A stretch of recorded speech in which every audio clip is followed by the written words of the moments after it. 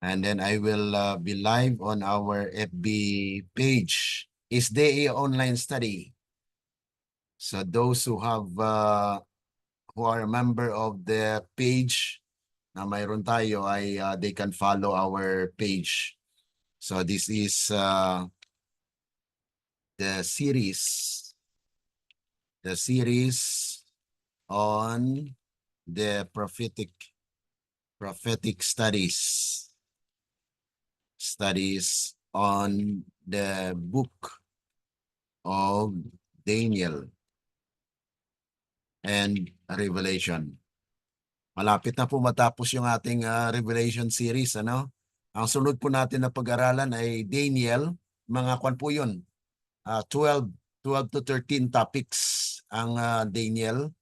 After po ng Daniel, we will proceed the book of Isaiah. The book of Isaiah, napakaganda po. Kung atin pong masubaybayan po yung the book of Isaiah is a gospel prophecy na kung saan ay napakaganda po. Kaya we will be doing that one after our studies on series on the book of Daniel and Revelation. So it will be a continual study ng parang hindi tayo maka-live sa kwana. Yung huli ko palang ano nito, Pastor Glenn, ano pa, January 8? Opo, oo. Tagal na nga. Oo. Maganda pala akong absent. Oo, pero nandyan yan, nakakakuha naman yan. Pag may link tayo sa ating series ay yun, makaka-access tayo. So, I will try again. It seems that I cannot live on our Facebook. I will try to log in again. This is the series on the prophetic studies on the book of Daniel and Revelation. Okay, so this will be live on our SDA online study platform na sa FB po.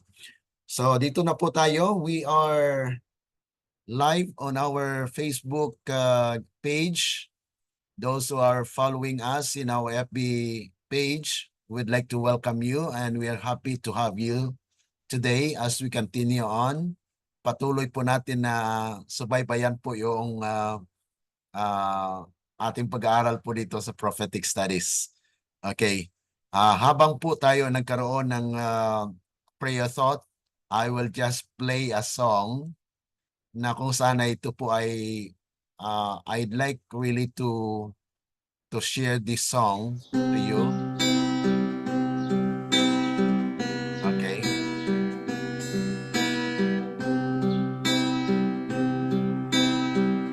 Sa dami ng mga kasalanan, Maalala natin na marami nga tayong kasalanan, mga kapatid. Sa iyong harapan, ako'y iyong inabutan ng iyong awa. Ang katulad kong aba at mahina, Talagang tayo po ay nabutan ng biyaya ng Panginoon. Kaya nga po, mga sandaling ako sa ating iyo'y maranasan ng biyaya ng Panginoon. Tinulungan mo sa piling mo'y kakapit. Kapit lang po, kapatid.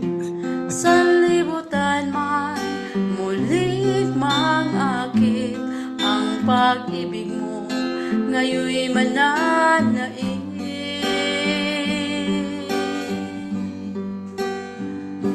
Ilang bisis mang nadapa, ngunit ako'y binangon mo. Ilang bisis mang nawala, hinanap mo ako. O Diyos, kay buti at dakila ng pag-ibig mo sa isang katulad ko. Pasalamat sa'yo na ako'y binago mo at ngayon naligtas sa biyaya mo.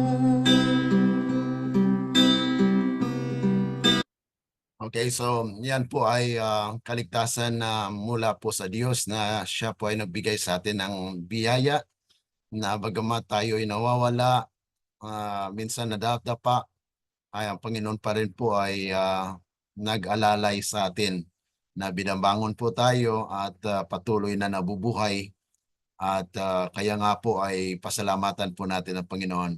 Ngayon po ay patuloy nating pag-aralan po yung prophetic studies on the book of Daniel and Revelation. Dito po tayo sa book of Daniel.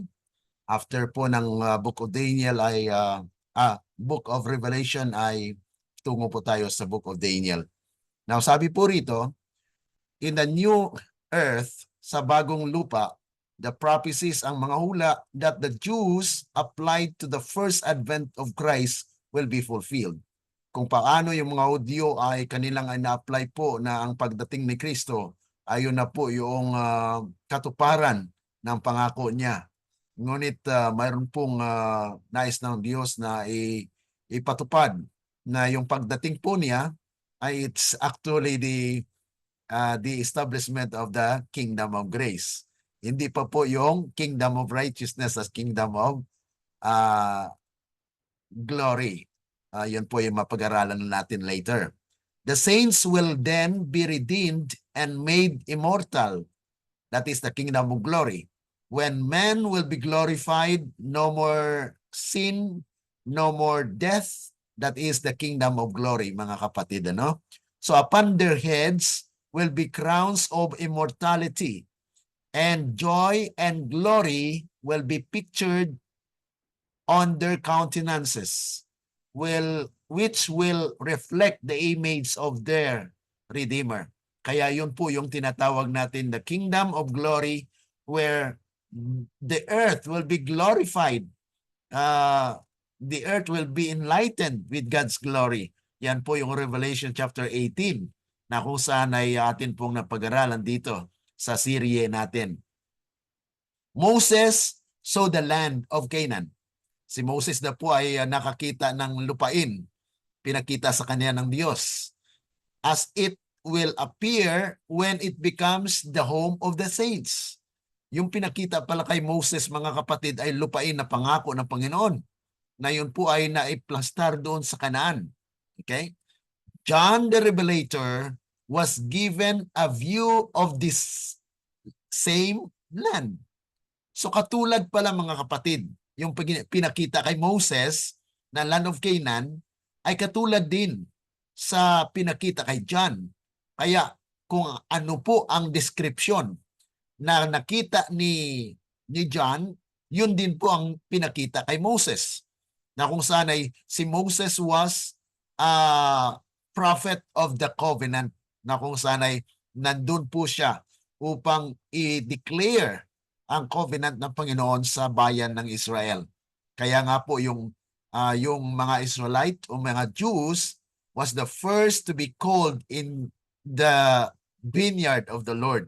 Na kung saan ay yan mo pa na pag-aralan natin sa Matthew 20.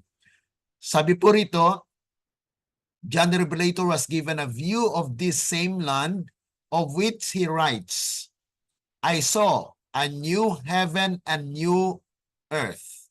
For the first heaven and the first earth were passed away, and there was no more sea. So during the time when the earth and heaven had passed away, no sea had been seen. Okay? And I, John, saw the holy city. Nakita ng Panginoon yung holy city, the New Jerusalem, coming down from God out of heaven, prepared as a bride adorned for her husband. And I heard a great voice out of heaven saying, Behold, the tabernacle of God is with men, and he will dwell with them. And they shall be his people, and God himself shall be with them and be their God.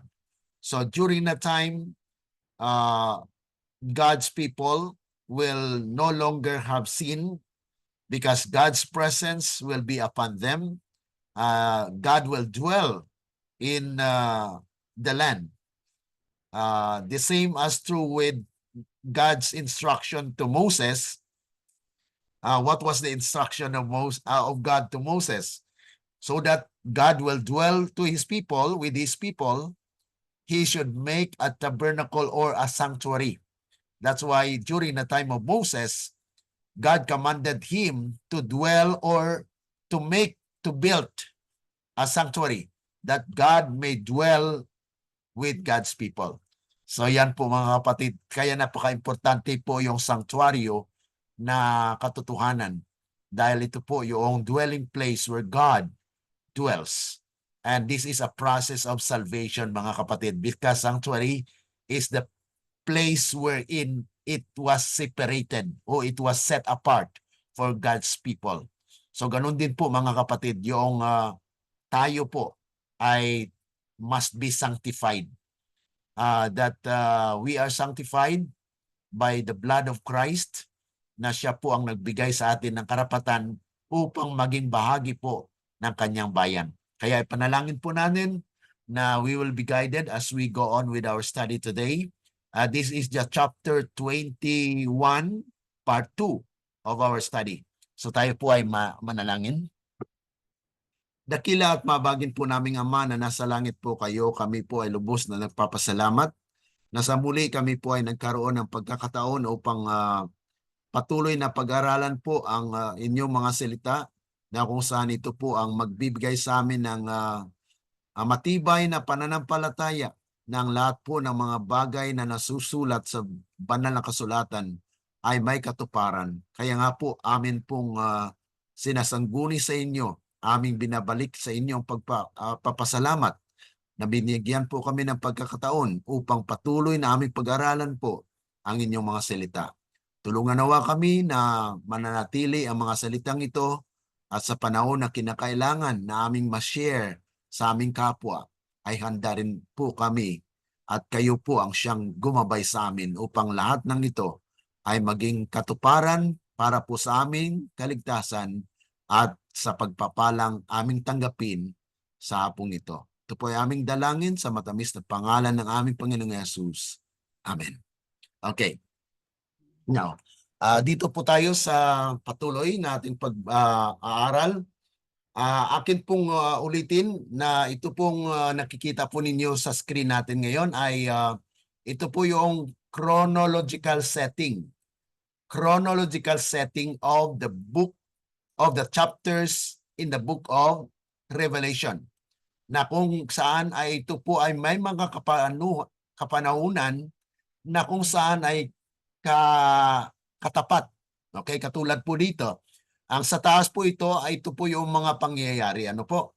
Yung limitation or the period of time na kung saan ay una dito creation, flood, cross, fall of Rome, time of the end, sealing of the 144,000, time of trouble, close of probation, the end, millennium, second resurrection, and you have eternity.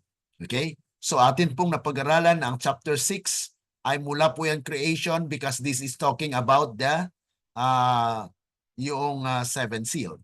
Okay, at the sixth seal ay dyan po yung tinatawag natin pag-umpisa ng yung tinatawag natin na sealing of God's people. Kaya sa atin ngayon po ay nasa sixth seal po tayo. Okay? So pagtapos po ng sixth seal, pag seventh seal na po yan po yung katapusan. Kaya doon sa chapter 8 po ng Revelation ay the close of probation po yan sa church. Kaya nga po doon ay mangyari po na there is a half silence in heaven.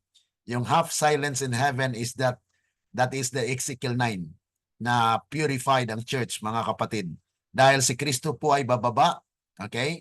Siya po ay not as a king, but as a judge na kung saan ay mag-execute po siya ng judgment, na magkaroon po siya ng declaration, okay, yung mga hindi po na silyuhan, hindi na purify, hindi natatakan ng Panginoon, ay sila po ay makaranas ng Ezekiel 9. That is the destruction of the wicked in the church. Okay? So, may dalawang destruction po. Ang tinatawag na general destruction of the wicked ay mag-start sa church through Ezekiel 9. At mag-continue po yan sa sanglibutan, which is the 7 last plagues. Yan po yung chapter 15 natin pong napag-aralan dito. Na kung saan itong chapter 15 and 16, these are actually talking about the 7 last plagues. Ngunit bago pa man mangyari po yan, ay mayroon pong tinatawag yung chapter 14. Yan po yung 144,000. But itong 144,000 ay mayroon pong simula. At yan po ay sa chapter 7. Okay? Yung chapter 7 po, sa panahon ni Ellen G. White, nagkaroon po siya ng tinatawag na vision. Okay? Nagkaroon po siya ng vision. Nasulat po sa early writings, page 14 and 15, na kung saan ay pinakita ng Diyos na mayroon pong naglalakbay na 144,000. Ang iba po ay nagkahulog-hulog, okay? Ang natira doon ay yung 144,000. So these are actually concerning na nungod po yun o na tungkol po sa Seventh-day Adventist. Kaya yung Seventh-day Adventist po, dito po sa chapter 7 ay na-organize, okay? Because of the purpose na i-gather po yung 144,000. Kaya kung mag-gather na po yung 144,000, ay yun na po yung chapter 14 na there is the Lamb will stand on Mount Zion with the 144,000. Yan na po yung pag-declare ng 3 angels message with power. Okay? Na kung saan yan na po yung tinatawag nating loud cry. Kaya dito sa chapter 18, ito po yung chapter 18 ay loud cry. At the same period of time, ito po yung chapter 17, ito po ay patungkol doon sa scarlet colored beast. Yung scarlet colored beast, ito na po yung Babylonian era. Okay? Babylonian era na kung saan ay yung 144,000 will call the people out of Babylon. Kaya doon sa Revelation chapter 18, 1-4, mayroon pong sinabi doon, come out of her, my people. Saan ipalabas? Mula sa Babylonia. Okay? Sa ating panahon, mga kapatid, wala naman pong literal na Babylonia, kundi this is actually regarding the Protestantism and the Catholicism, which they must be called out from there and then join the 144,000. At that time, it's already the triumphant church. Kasi ang Seventh-day Adventist po ay ma-purify. Ang 144,000 po ay ma-execute dito po sa chapter 8. Okay, during this period of time. And then pinahayag po dito sa chapter 10 actually and chapter 11 itong kasaysayan po ito ng na kung saan ay patuloy po yan na paglago po ng iglesia ng Panginoon. Na God as a living church, kaya dito sa chapter 12, yan po actually mga sinusummarize po natin yung mga napag-aralan natin. Itong chapter 12 actually is talking about the woman and the dragon, where Satan would like to ruin and distort the plan of God, but yet God has defeated Satan. Okay, and then chapter 13, we talk about the leopard-like beast. Yung isang ulo doon ay nasugatan, nasa kaimamatay, yun po yung papacy. At it ended in the 1798. Kaya ito po yung chapter 13, ano, talking about that beast. At mayroon po yung pangalawang beast doon ay yung two-horned beast, which is the picture of America, which they are also the one that will declare the Sunday law. Okay, so yan po yung mark of the beast. Nasa chapter 13 po yan. At dito nga po sa chapter 14, yan ang 144,000, they will stand with the Lamb. That is already the triumphant church, because the execution of Ezekiel, the pouring out of the plagues will fall at the close of probation.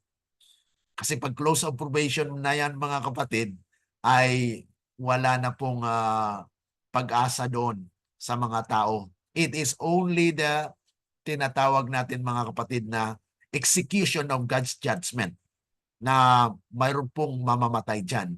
And then, during this period of time, there is a loud cry. And then, preparation po ito sa pagdating ng ating Panginoon.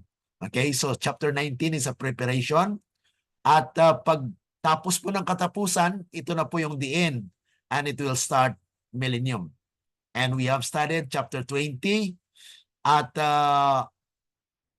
tatapos po yung 1,000 years na yan. Then, ito na po yung chapter 21. Okay, so we are dealing with chapter 21, part 2, mga kapatid. At dito po ating mapapansin na there are things that we need to understand dito sa chapter 21 and 22. Now, kingdom on earth will be restored. Bago pa man gunawin at mangyari po na magkaroon ng 1,000 years, ay may restoration na po ng kingdom ng Panginoon. Ibig sabihin ng kingdom po ay mayroon pong subjects. Okay? Kasi ang kingdom po ay mayroon pong tatlong elements. Okay? Una, it's territory. Pangalawa, subjects, mga tao. At yung pangatlo is a king. Now, God, Jesus Christ as the king of that kingdom, is actually preparing the army. Okay? And the army na kanyang piniprepare ay tinawagan niya. And that is the 11th hour call sa Matthew 20. Na kung saan God is calling for laymen who are standing idle in the church. Kaya puro mga laymen po yan. Mayroon din pong mga great men but few according to the prophecy. Few great men will join the ranks of those who will be saved. Dahil they have pride in themselves, mga kapatid. Ma-pride po kasi. Maraming natutunan, kaya they don't want to listen to the message.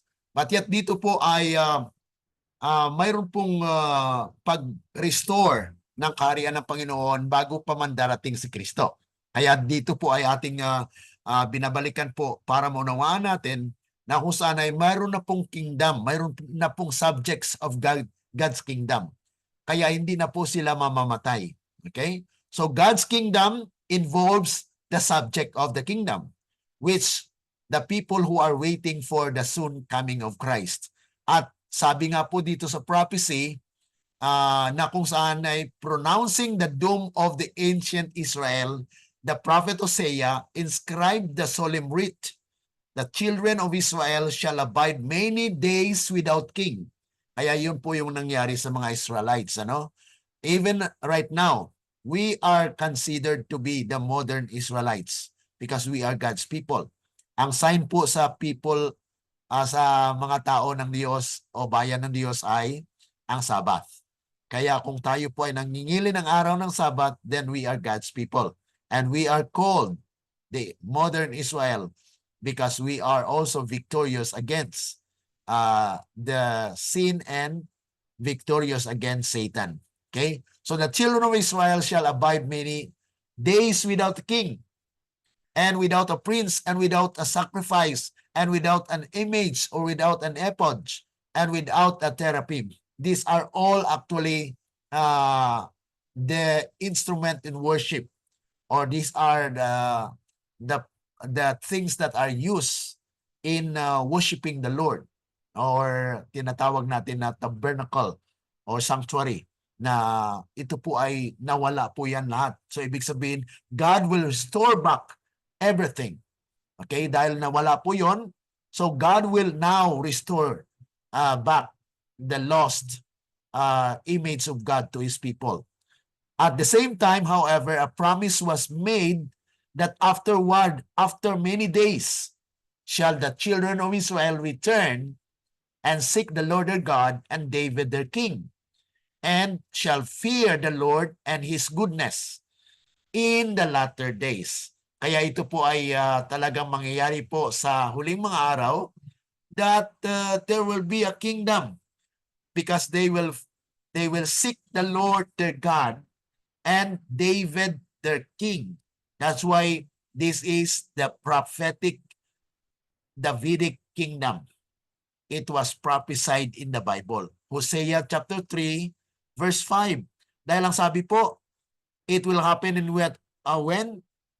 It will happen in the latter days. Sabi po rito. Okay?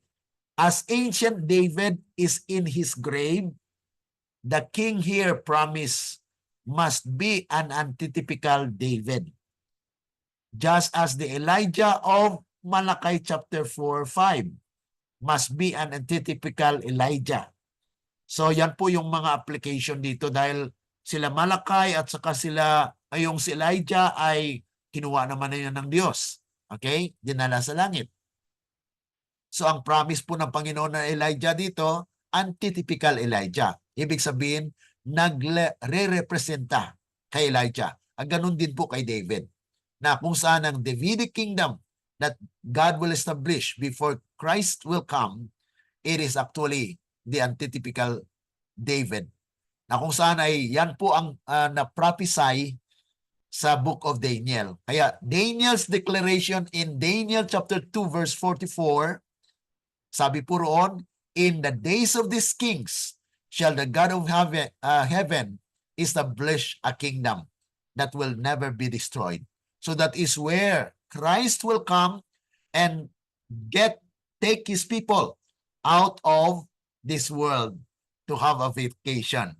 Kaya nga, nandun din po yun sa prophecy sa Jeremiah chapter 51 verses 20 to 22, na kung saan dito po ay gagamitin po ng Panginoon ang kanyang kingdom, ang kanyang army.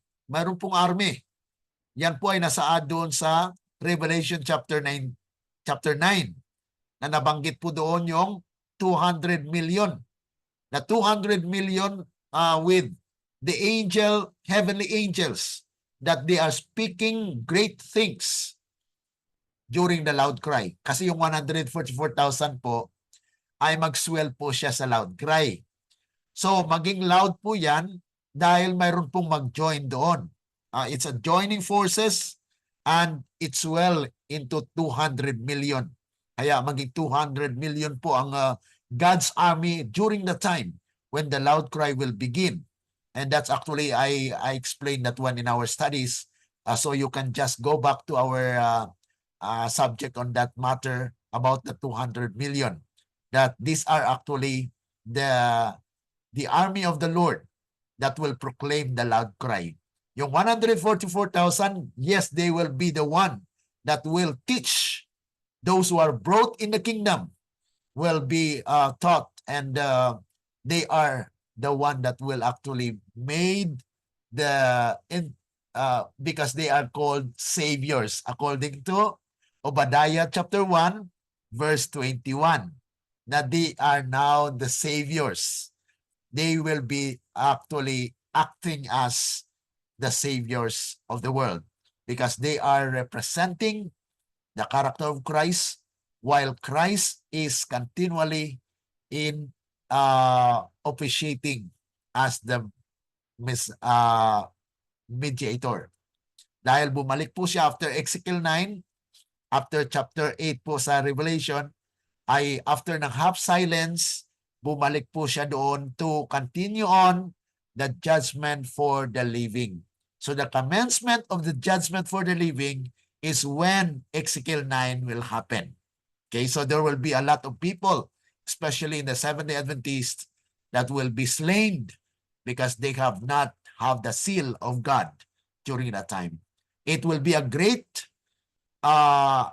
moment for the 144,000, but dreadful for those who are wicked in the church. Kaya nga po, napaka-importante na maunawaan po natin ang mga prophecy na kung saan ay God will establish a kingdom that will actually preserve His people before He comes.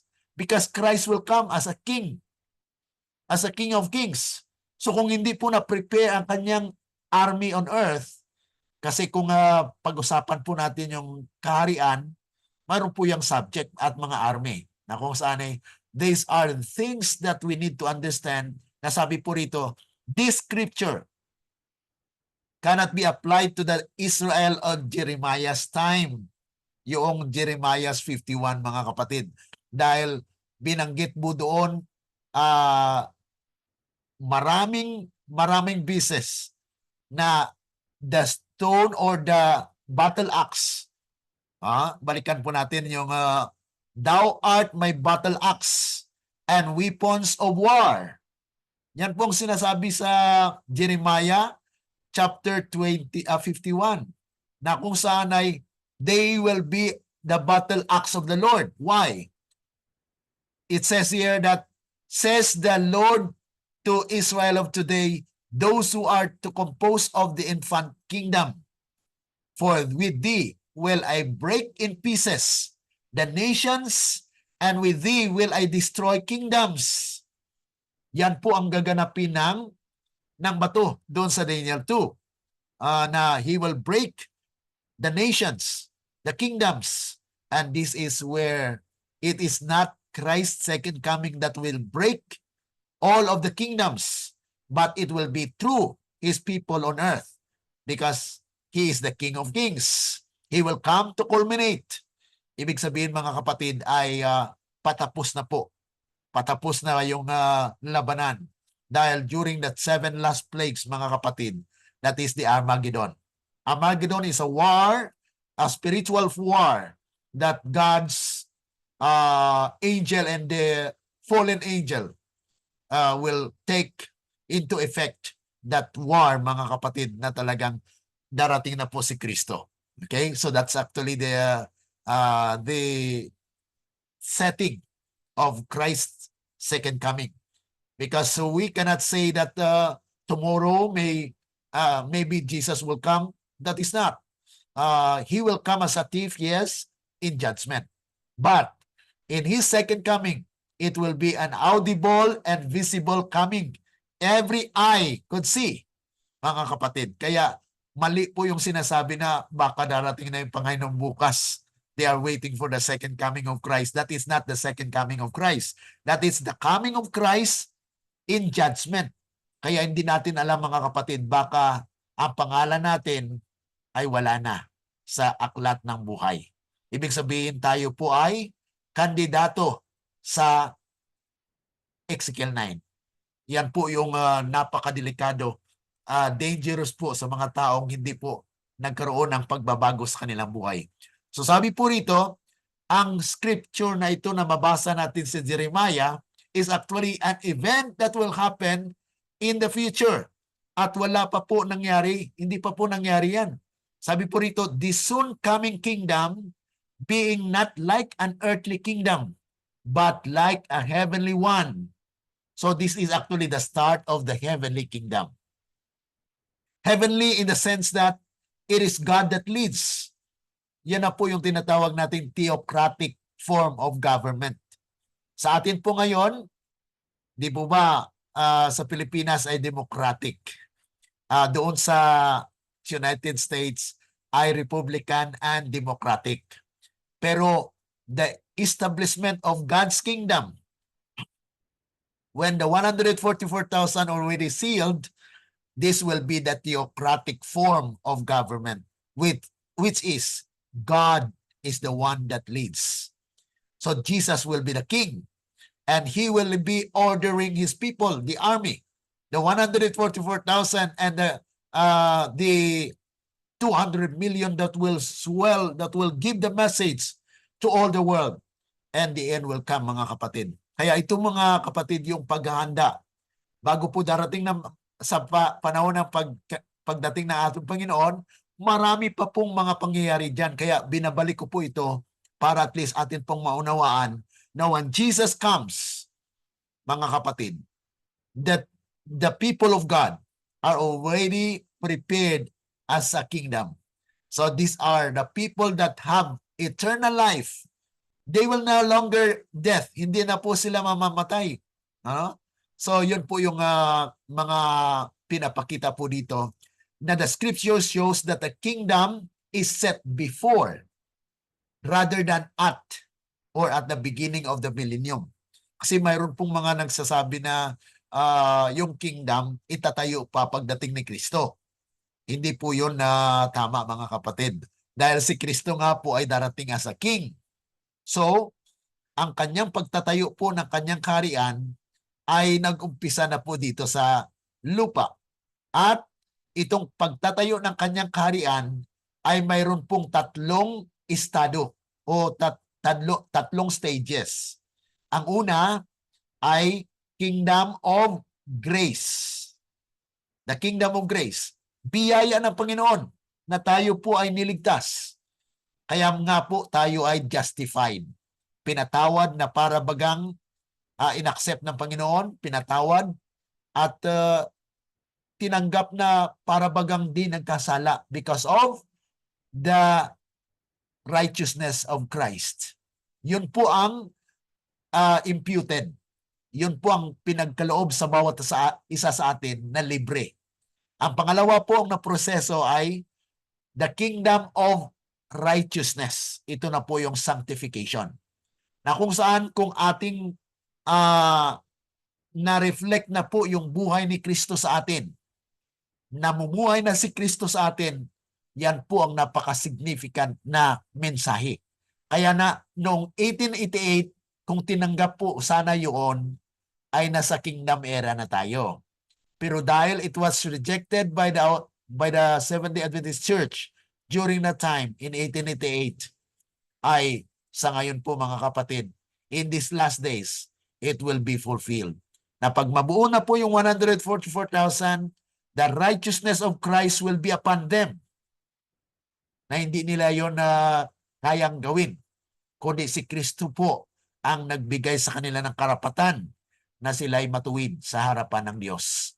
So yun po yung tinatawag natin, Kingdom of Righteousness. Ang katwiran na po ang namamayani. Sa ngayon po, mga kapatid, we are still struggling. So we are in the process of establishment of the Kingdom of Righteousness. Kaya sabi ng Panginoon doon sa Matthew 6:33, ano pong sabi? Seek ye first the kingdom of God and His righteousness, and all these things shall be added unto you. So the kingdom is actually the fullness of Christ. It is Christ Himself as the kingdom because He is the King and He is the author of that kingdom. Kaya nga po, kung ang kingdom na yan ma-establish na sa ating mga puso, sabi doon sa Luke 17, verse 21 and 22, nagtanong doon, mga kapatid, mayroon tong tanong, saan po ba yung kingdom? Sabi ng Panginoon, the kingdom is in you. Sa atin po, mga kapatid. So the kingdom must stay in us because this is the temple of God, Holy Spirit, that Christ will live in us, mga kapatid, through the power of the Holy Spirit. Kaya dito po ay mga karagdagang mga inspiration po ito na akin lamang pong tinatagalog yung explanation, but you can read that one, na kung saan itong mangyari na pagtatayo po ng kaharian ng Panginoon ay kingdom of glory. The kingdom of glory when His character is already reproduced in us, mga kapatid, the earth will be lighted with God's glory because the presence of God is in us already. So, it will be partially fulfilled, the kingdom of glory. dahil may mababasa po tayo sa Spirit of Prophecy na the final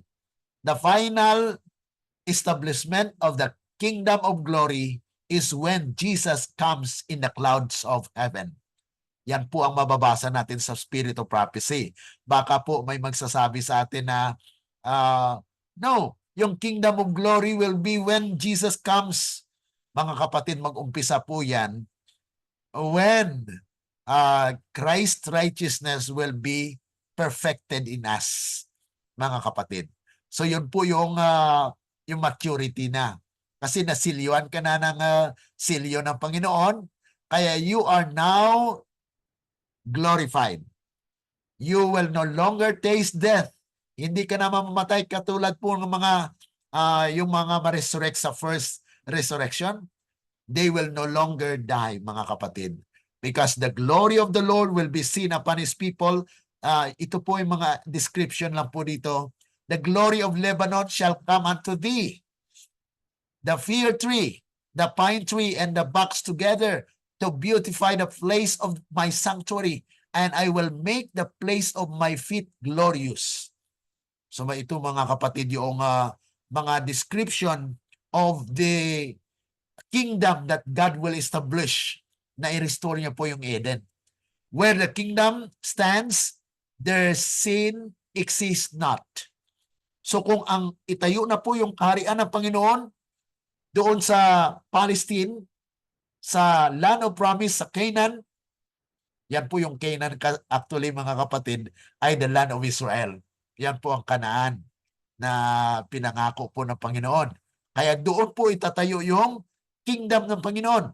The kingdom that will cater the people during the time of the loud cry. Because they will be gathered in one place. Because Christ will come as a king. So if you are the subjects of God's kingdom, then you will be in the kingdom. Because Christ will come in His kingdom. Okay? So, but Christ will not land on earth at the first coming. It will be on the second coming, on the third coming after 1,000 years, mga kapatid. Ang second coming kasi, mga kapatid, ay sinasabi natin dito na yung pagdating niya sa clouds of heaven. Yung tinatawag nating third coming, ayun na po yung after 1,000 years. Okay? So, kaya nga po yung third coming na yon ay ibaba na po yung tinatawag natin na New Jerusalem that will land on earth. So ito po yung mga description na hindi ko na po babasahin sa English dahil mahaba po na kung babasahin ko pa sa inyo. At ngunit itong mga promise po ng Panginoon na ipinagkaloob sa kanyang bayan ay pinahayag po sa banal na kasulatan. Kaya nga po dito sa chapter 21 ay may mga description po kung paano po na after 1,000 years ay mayroon na pong ibababa na New Jerusalem. Ito na nga po, descends from heaven. The New Jerusalem, this is the Jerusalem of hope na kung saan ay inaasahan po ng bayan ng Diyos. Na kung saan ay Jerusalem above na lugar na kung saan ay titirhan po ng bayan ng Diyos after a vacation. Okay? So prepared as a bride adorned for her husband. John used the most striking, beautiful image he could think of. Na kung saan ito po yung the most beautiful na lugar na hindi pa po nakita ng mga mata. Okay, so this is actually the description of the New Jerusalem. The former things have passed away. Ang lahat po yun ay talagang lumipas na po. At lahat ng mga luha ang napahiran dahil wala na pong luluha. Siguro magluha man sa kasiyahan na po. So God will wipe away every tear from their eyes. Every tear, for they be many. Tears of bereaved affection. So lahat po yun na mga karanasan natin ay mawala na po yan. Ang atin na lang maisip ay yung kagalakan, kasiyahan, dahil nandun na po tayo sa New Jerusalem. Then he who sat on a throne said, Behold, I make all things new. And he said to me, write, for these words are true and faithful. Kaya pinasulat po talaga kay John yung description dito sa chapter 21. So kayo na lang po magbasa mga kapatid sa chapter 21. Atin lang pong ini-explain dito na kung saan ay mayroon po tayong basihan na kung saan ang inspirasyon po ay nagsasabi na these are the things that are authoritative. Na announcement ng Panginoon na there is a throne that will come from heaven, from God to earth, mga kapatid. Dahil ang tahanan po natin ay hindi po yung langit. Okay? Ang tahanan po ng tao dito sa lupa. Okay? Pero baguhin ito.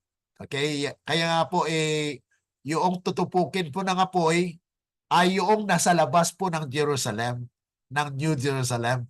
Kasi God has a place for those who are saved during that time, mga kapatid. Ang lupang ito ay napaligiran po ng mga masama dahil it will take how many years, mga kapatid, ang paghahanda po ng mga kampon ni Satan at that time. Mababasa po natin sa Biblia at binasa natin last week mga kapatid sa Isaiah chapter 65 verse 20. Na ilang taon po yung sinasabi na a little season. Sa chapter 20 verse 2. Atin pong basahin sa Bible. Okay? Dahil mayroon pong little season na ipagkaloob kay Satan. Na sinabi po rito, okay, basahin ko po sa Revelation chapter 20 verse 2. Okay.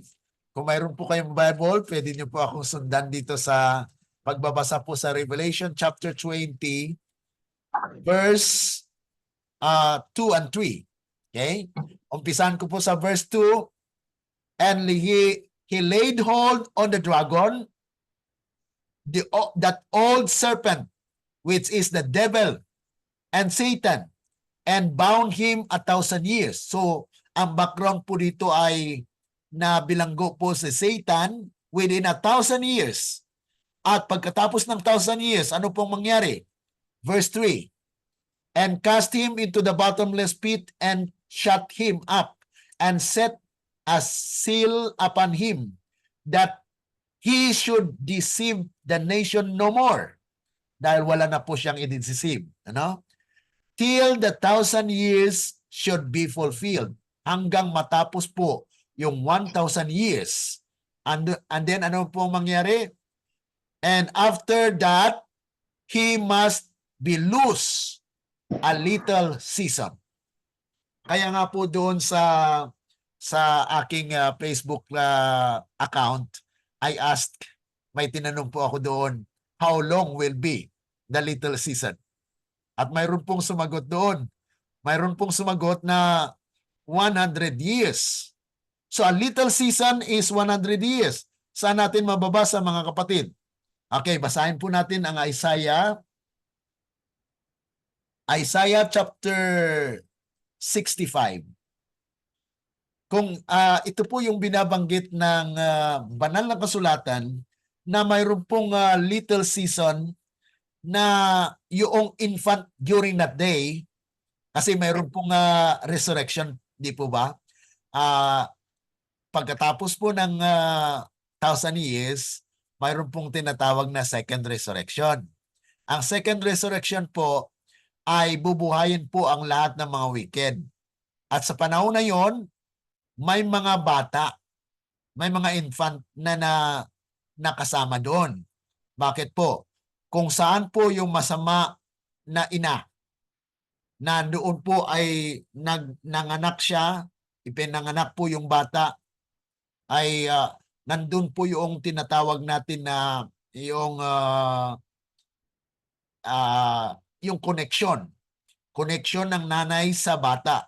Kaya kung ano po ang ugali ng nanay nung namatay at yung bata na walang kamuwang-muwang sa mundo, mga kapatid, dahil po sa kanyang ina ay nandun din po siya bubuhayin sa ikalawang pagkabuhay. Kaya may binanggit po dito sa Isaiah chapter 65 verse 20. Okay, basahin po natin. There shall be no more thence an infants of days. Dahil sa mga araw na yon ay lalago pa siya mga kapatid. Mayroon pang paglago kasi kung 100 years ka, kung ipinanganak ka po infant, ay kuwan ka pa, lalago ka pa, ibig sabihin magkaedad ka pa. Hanggang mag-edad ka ng 100 years. Sabi rito, nor an old man that hath not filled his days. For a child shall die 100 years old, but the sinner being 100 years old shall be accursed. So yan po mga kapatid ang naitala dito sa banal na kasulatan na kung atin pong basahin dito na ito po ay patungkol sa bubuhayin. Pagkatapos po ng 1,000 years, mayroon pong mga bata na bubuhayin din. Kaya tatanda po siya hanggang 100 years. At pagkatapos po niyan, during that year, actually mga kapatid, during that period of time, 100 years, Satan has been loose. Bibitawan si Satanas. Kaya mayroon naman pa, mayroon uli po siyang kanyang sabihan, uy, nakita niyo yung New Jerusalem na yan? Agawin natin. So they will gather themselves and prepare for war. Maggamit po sila lahat ng mga major. Kung basahin niyo po yung Great Controversy, yung last chapters ng Great Controversy mga kapatid, nandun po yung description kung papaano po nandoon yung mga general na mga makasalanan, ang mag-iipon po sila, maghahanda ng kanilang mga hinganiban ng mga armas to fight and lulusubin po nila, lilibutan nila yung New Jerusalem. At anong pong mangyari? Habang sila po ay nagpaplano at lilibutan nila yung New Jerusalem, mahulog yung apoy mula sa langit. At yun po ang magtutupok sa kanila. Kaya these are actually the things that we need to understand na mga kapatid, mayroon pong invitation, ano? The invitation and the warning na itong banal na kasulatan mga kapatid ay sinulat yan para atin pong pag-aralan. Na dito po natala ang mga pangyayari na makikita po natin na may nihanda ang Panginoon na para po sa kanyang bayan. Sabi po rito sa Story of Redemption, page 416, paragraph 4, after the judgment of the wicked, kasi during the 1,000 years, mga kapatid, the wicked will be judged. Buksan po yung aklat doon at i-confirm kung ilang araw ka matutupok. Ibig sabihin, ang sentensya mo. Kasi ang Panginoon po ay just na Panginoon. Hindi siya basta-basta lang magpapataw ng sentensya na walang investigasyon, na wala pong verdict, na walang judgment. Kaya mayroon pong judgment. After the judgment of the wicked, at the end of the 1,000 years, Jesus left the city, and the saints and a train of the angelic host followed him. Jesus descended upon the great mountain, which as soon as his feet touched it, parted asunder and became a mighty plain. Then we looked up and saw the great and beautiful city, with 12 foundations and 12 gates, 3 on each side, and an angel at its great gate. We cried out, the city, the great city, it is coming down from God out of heaven. And it came down in all its splendor and dazzling glory, settled in the mighty plain which Jesus had prepared for it. So dito mga kapatid ay ating mapapansin na there is a preparation na ang mensaheng ito ay pinapaliwanag, ipinapahayag sa tao para maging handa. Handa tayo mga kapatid. Because there will be a close of probation, there will be a harvest time where the wicked will be destroyed. And these are actually the pictorial illustration of the event that had been recorded in the book of Revelation. Dito po makikita natin na during the seven last plagues, there will be people that will be slain in this time.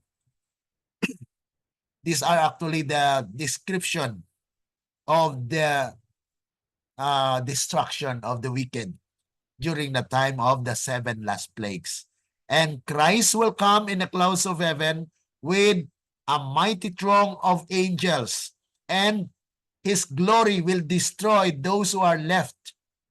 Mayroon mo mga makapangyarihan na mga leaders sa sanglibutan na mamamatay. Kasama na po yung papacy. Nandito po yung the head of papacy. Okay? They will be slain by the glory of God, mga kapatid. At during the time of millennium, ito na po yung millennium, at ito ang space na little season, ito po yung 100 years after 1,000 years. Na maghahanda si Satan po dito para agawin yung New Jerusalem. At ano po mangyari? They will be what? They will be consumed by fire. And this is the description of the events that will happen, mga kapatid, na yung natural na circumstansya na kung saan ay tutupok po sa tao na makasalanan. Kaya kung gaano ka po kasama, ganun din po katagal ang iyong pagkatupok doon sa apoy. Ngunit ang nahuli po na talagang matutupok po rito ay si Satan. Ang makikita po natin, mababasa natin dito sa Revelation chapter 21 is the description of the city of Jerusalem na kung saan ay nananahan po ang bayan ng Diyos. Okay? So, hindi ko na po pa-extend pa dahil nandyan po yung description sa chapter 21 na kung atin pong sukatin. Ayon po sa sukat ng tao. Ano po? The measure of the size of the New Jerusalem is actually 12,000 furlongs equals 1,500 miles. That is 2,400 kilometers. Square meters po yan. Kwadrado. This is the same distance from Maine to Florida. The square footage would approximate the size of the moon. Yan po ang kalaki ng city na nasa kasakupan po ng New Jerusalem na kung saan yan po ang titirhan ng bayan ng Diyos. So according to the measure of a man, that is of an angel, in this case, the cubit measure of a man is the same as an angel measure of a cubit. So yan po yung mga kapatid, yung 2,400 kilometers ang kalawak po ng Jerusalem, New Jerusalem, na kung saan ay it was built not by human hands, but by God, mga kapatid. So yan po yung basahin niyo lang po yung chapter 21, 9 to 21, dahil dito po ay naihayag kung ano po ang struktura ng New Jerusalem na itinayo po ng Panginoon, na God is all in Jerusalem because God is the one that built the New Jerusalem, mga kapatid. Kaya sabi po rito na kung saan, for the Lord God Almighty and the Lamb are its temple. Here the temple was not removed and expanded. Everything and every place is holy and the dwelling place of the Lord, because this is the place where God dwells, and He is the one that made it. And those who can access that city are the righteous. Wala na po, dahil yung mga taong gustong mag-agaw ng New Jerusalem at that time ay natutupok sa apoy, mga kapatid. So ito po yung mga things na mababasa po natin na I explain it. Hindi ko na binasa po yung mga English na explanation po dito. Ngunit itong yung naka-reveal po sa aklat ng Revelation ay talagang pinakita po kay John para makita po natin ang larawan nito na ihanda po ng Panginoon na mapalad po yung magkaroon ng buhay, na mabuhay sa unang pagkabuhay.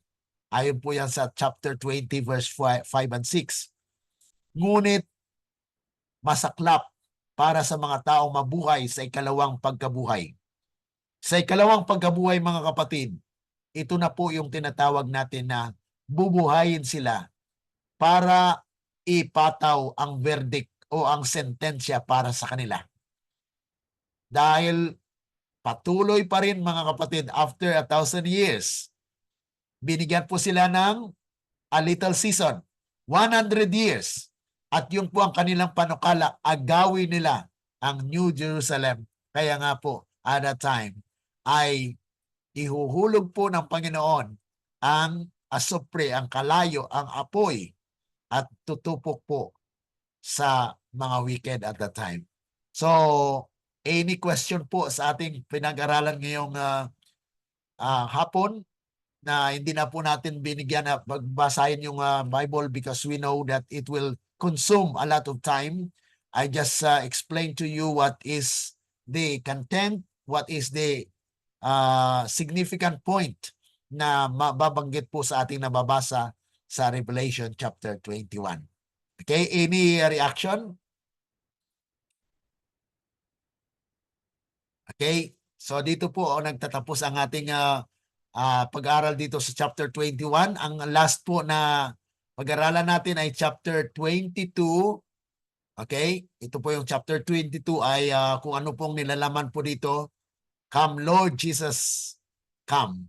Ito po yung chapter 22, parting words na maliit, kukunti lang po siya. Sa next week po ay atin pong conclude kung ano pong nilalaman ng chapter 22. Okay? Any reaction? Any question po? Brother Glenn, Yes po. magandang hapon po. Yung pong bago po dumating si Christ dito sa mundo, ay nakaprepare na po pala yung kingdom.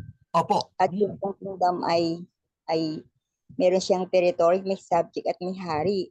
Opo. Kaya ibig sabihin po, sa panahon pong iyon, ay nakaredy na po lahat. Ibig sabihin, natataka na po ito, mga 144,000. At yung pong 200 million, yun po ay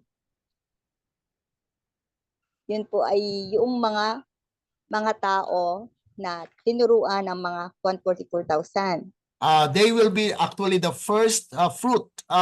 Yung pagtawag po ng 144,000, they are the one that responded.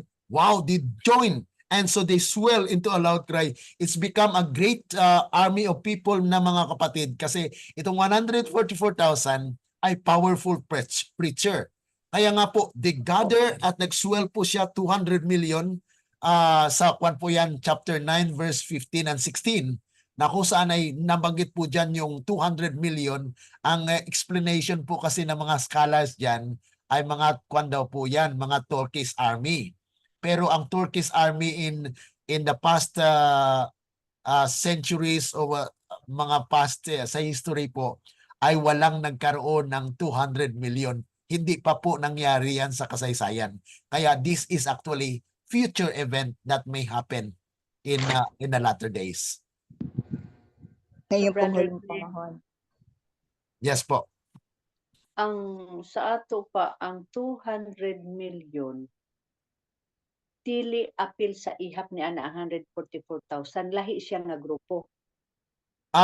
Yes, this is actually the swelling of kasi ang binanggit lang po doon na they are with the heavenly angels that are with them, na kung saan ay they preach, they gather.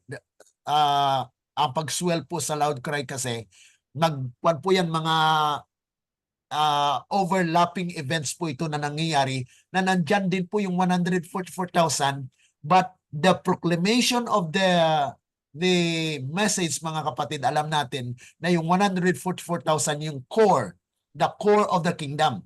But habang lumalawak na lumalaki ng lumalaki hanggang nagkaroon po yan ng 200 million. And it will actually a very vast. That's why in Revelation chapter 18, sinabi po dyan, the earth will be lightened with God's glory.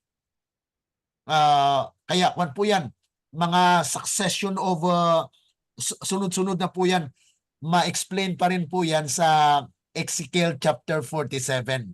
Ang chapter 47 po ng Ezekiel ay mapapansin niyo po doon, may river po na si Ezekiel ay pinalusong doon sa tubig. Ang una ay sa ankle, tapos na sa tuhod, tapos lumangoy na siya. Hanggat doon na po ay, yun na po yung paglawak ng tao, dumami na po. So ibig sabihin, this is the swelling wherein you cannot number anymore the people that are receiving the message because they will gather the great multitude. Hindi po mabilang. So ito po. Kutob sa mudawat sa mensahe, wala na'y bautismo. Diretso na. Ako na po yan. It's actually Christ righteousness na. The pure gospel na po yung i-preach noon kasi God will pour out the Holy Spirit. Yan na po yung fulfillment ng Joel chapter 2 verse 28. That God will pour out the Holy Spirit, that they will be baptized by the Spirit itself. Because the baptism of the Holy Spirit is more needed. Yun na po yung mga kapatid, yung talagang napakabilis po yung evangelization during that time, and we cannot tell everything on at this point of time. Kung nandun po tayo sa sitwasyon na yun, then we can explain. But for now, mga kapatid, we can just based on what is revealed, yun lang po ang ating ma-explain po rito, na kung saan ay yun lang po ang nabasa po natin, na these are the people that will give the message, na wala naman pong binanggit na mayroon pa po bang mga baptism doon o ano, wala pong nabanggit sa kasulatan. But we know that if it is part of being righteous, then it will be done. But for me, mga kapatid, ang kapanahunan na yon, it's actually the Holy Spirit that will baptize each one, because God will pour out His Holy Spirit to all flesh. At yun na nga po ang mangyayari, na when they accept Jesus Christ, then they will be a must baptism of the Holy Spirit. Ibig sabihin kasi ng baptism, mga kapatid, is to emerge into the power of God by the Holy Spirit. They will be imbued, or talagang ibibigyan po sila ng kapangyarihan ng Banal na Espiritu na mamuhay ng ayon po doon na pagkabuhay muli. Ayan po yung born again sa kanila, mga kapatid. So yun po yung atin ma-explain lang po dito. We will try to find the answer for that. I cannot really point the scripture, or kasi may magtanong po sa atin, saan nyo nababasa yan? So sa ngayon po ay wala po tayong mababasa na during the time of the loud cry, may baptism pa ba? So wala po akong nabasang passage po na kung may baptism, but it is one of the requirements. So if it is one of the requirements, then it may be, but I am not sure, because it was not written that during the loud cry may baptism, may ganun pa. But we surely know that there is a baptism of the Holy Spirit, because God will pour out His Holy Spirit to all flesh at that time. Brother, Brother Glenn, Glenn, ay sa kadali na isa na Okay, lang. nagkasabay-sabay po kayo.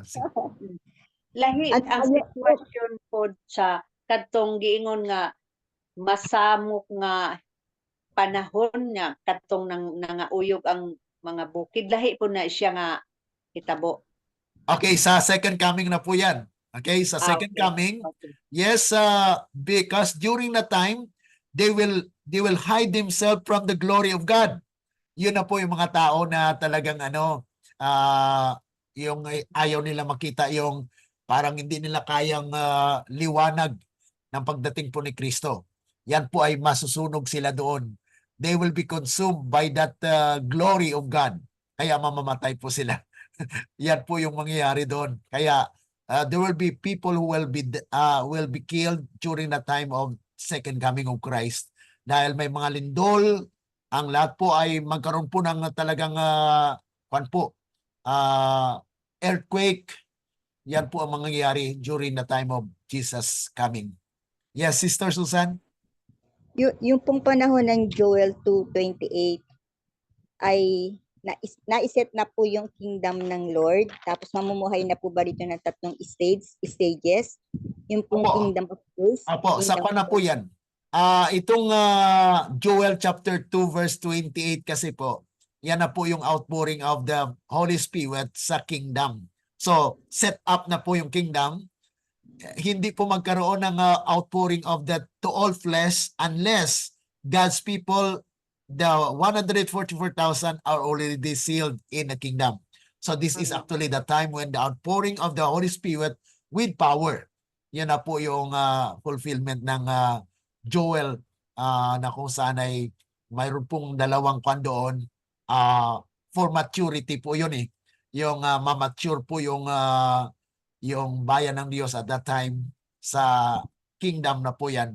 God will outpour His Holy Spirit at yun na po ang mangyayari na talagang may kapangyarihan na gaganap po sa gawain ng ating Panginoon. Isa pa po. Okay, sige po, sige po. Kung 100, yung little season, maiksing panahon, 100 years, ay lahat po ng itinanim na mga katuwiran ng tao na merong pong planet up na paglalagyan sa mga babies at pinalalaki sila ng mga angel. Hindi pala po ganun, kundi kung ang magulang ay kasamang namatay, tapos kasama din po pala na yung mga bata kung sila ay mga infant pa ay magiging 100 years sila. Kaya yes po.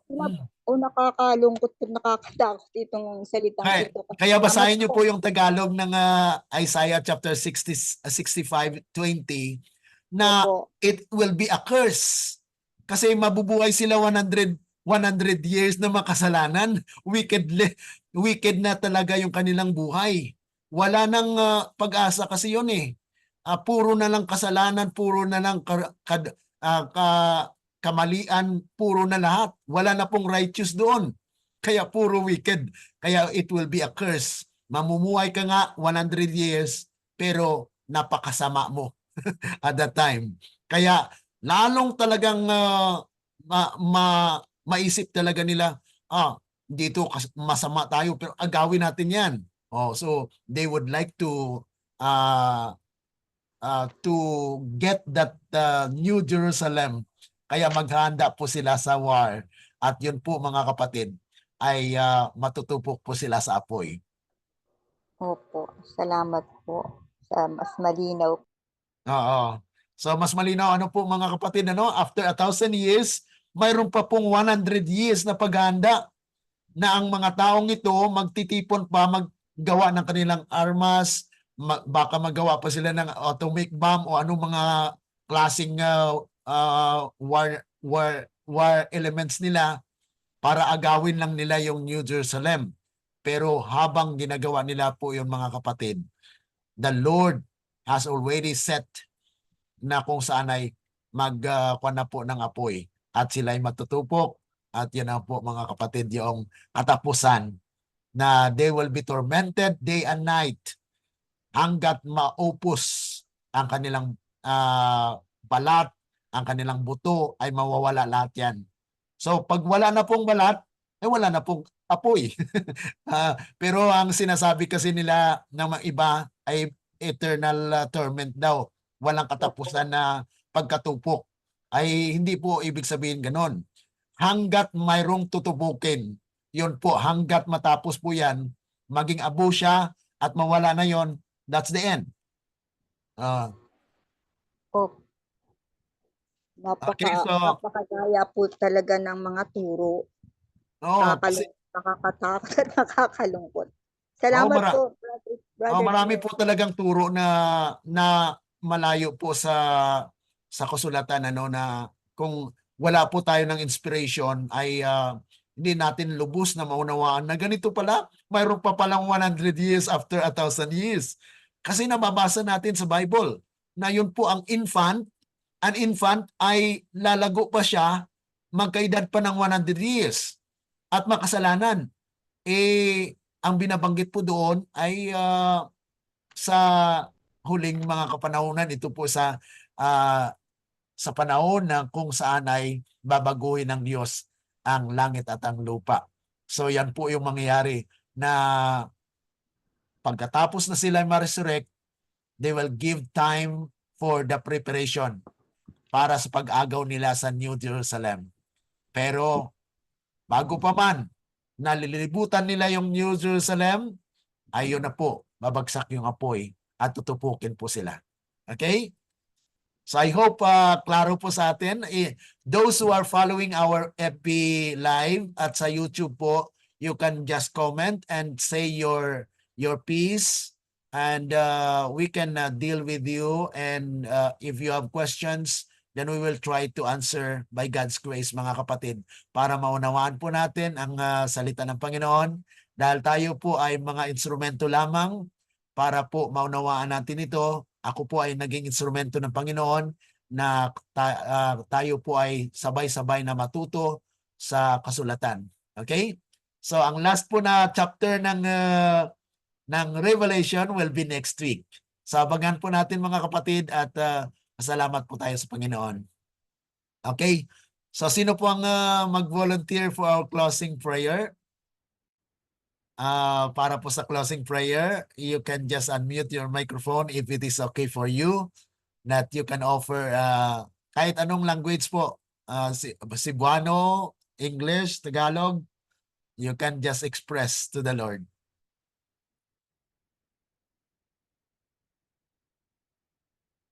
Sister Marian, okay ka pa dyan sa lugar mo ngayon? Okay pa ako. Sige po. Sige. Labing balaan o gamahanan niya Diyos, amahan nga makagagahom sa tanan, dalaygon ka o Diyos sa walay katapusan.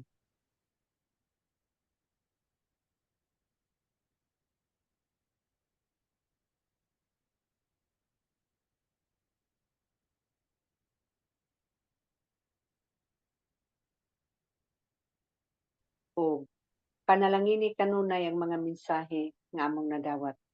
Mga kaigsuunan nga nakabati niini, hinaot amahan, ikaw maga panalangin usab kanila, si Brother Glenn, hinaot amahan, ikaw magahatag usab kaniya kanunay nga maing panglawas uban sa iyang pamilya, o maingon man magahatag ka usab kanunay kanila sa mga mensahe nga ilang ipahat usab dinhi kanamo. Salamat kaayo amahan sa imong pagkamay kanamo. Salamat ni ining mga mensahe nga among nadawat. Magalaom kami nga sa kanunay ikaw magatabang kanamo nga makabarog kami nga matinud-anon sa pag-alagad samtang kami magagkinabuhi nini nga kalibutan. Salamat sa imong pagtubag sa ngalan ni Jesus. Amen. Amen. Amen. Thank you. Okay, God bless po sa inyo lahat. Maraming salamat po. God bless po. Bye.